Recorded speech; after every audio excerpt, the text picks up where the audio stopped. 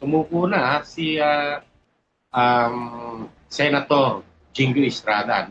Naglabas na po kanina ng warrant of arrest ang 2nd Division ng Sandigan Bayan at siya ay pinapaaresto. Kaysa maaresto ay kusa na lang siyang sumuko doon sa mga CIDG o KDILG Secretary John Vic Remulla na nagtungo sa Senado kanina. Magpasailalim ka man doon, Senator Jinggoy, ay hindi ubra. Kasi may kaso ka. Talagang aarestuhin ka kahit nasa loob ka ng session. Dahil ang kasong kinakaharap mo ay no bail. Ipagpalagay na kahit below 6 years, no? Below 6 years, hindi hulihin ng mga otoridad ang senador kapag may session. Pero after ng session, uhulihin ka rin kahit 6 years below. Yan pa na talagang lifetime yan, plunder.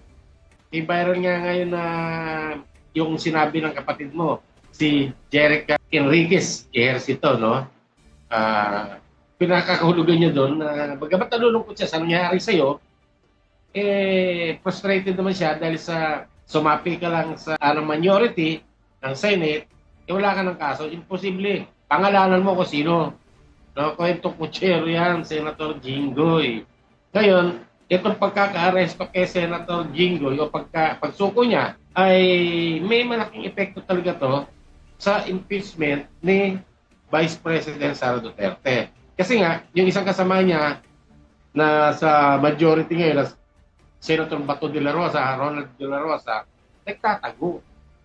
Hindi pa napagbobotohan sa Senate, sa Senado, yung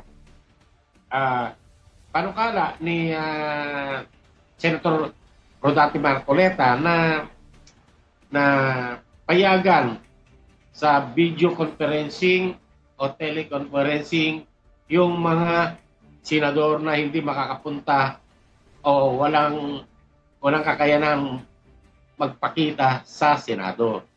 Hindi pa hindi pa na-approve, pagbobotohan pa lang sana ngayong alas 5.